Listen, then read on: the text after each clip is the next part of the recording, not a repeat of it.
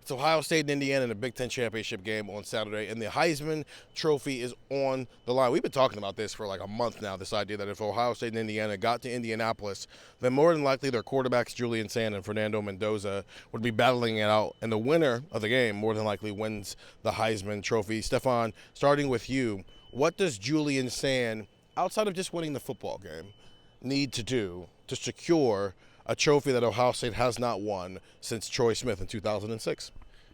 Yeah, outside of winning, it's a lot of what he's been doing, right? Keep that completion percentage high, right? Take those deep shots and keep your completion percentage on balls, 20-plus yards down the field pretty high. It's a lot of what we've already seen from him, right, of just dissecting defenses, knowing where to take his opportunities. But I think on top of that, one thing that's really kind of made his Heisman case interesting is that he's made plays for Ohio State when they've needed him, right? Kind of like moments that you remember, and I think back to the Penn State game, to the 3rd and 6th run or whatever it was that he had to get Ohio State a first down. That was kind of like a moment you remember where Ohio State needed someone to make a play, and he was the one who made the play. It wasn't Jeremiah Smith or Carnell Tate or Max Clare or Brandon Ennis. Like, he was the guy who made the play. Same thing in that Michigan game where he scrambles on the 3rd and 2 or 3rd and 3, whatever it was, and gets Ohio State a first down and kind of keeps that long drive going that ended up being that 20-play drive that ends in a field goal, and Ohio State goes up 3 possessions, and it's game over after that, right? So those are the kind of the moments where in the passing game, keep doing what you're doing and rely on the weapons that you have around you. But also, can he kind of make a play, a signature moment that really stands out and helps his case? But I do think at the end of the day, the most important thing is winning, because whoever wins this game, their quarterback probably outplayed the other one. But within it, a signature moment to kind of staple or put a staple in his case will go a long way for him, I think.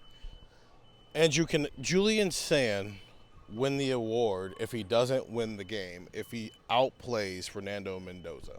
I don't think so, because you also, I think we talk about Heisman voters a lot, like on the pod a lot, and the Heisman concept. I don't know if the Heisman voters would necessarily be wrong to look at it and say, sure, Julian threw for 280 and 3 touchdowns and had a 74% completion percentage. He was really good.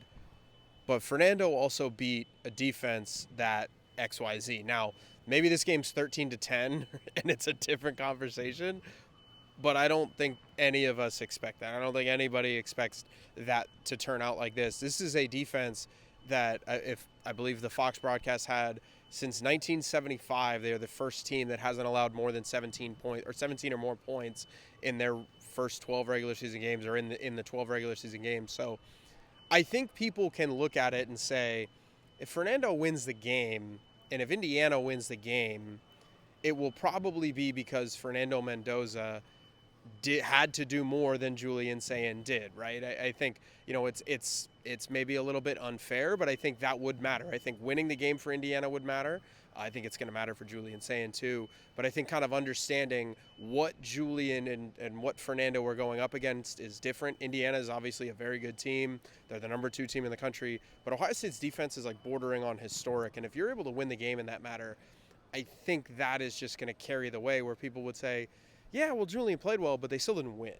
And if Julian plays well, I don't see a world in which Julian plays well, Fernando doesn't play as well, and Indiana still wins, unless there's just some off-the-wall bonkers stuff going on with, like, special teams touchdowns or whatever, like, fumbles returned for, like, it would have to be something kind of crazy like that. So I think if Indiana wins, Fernando Mendoza is going to get the Heisman, and I think if Ohio State wins, it's going to be Julian Sayin. I think it's pretty simple.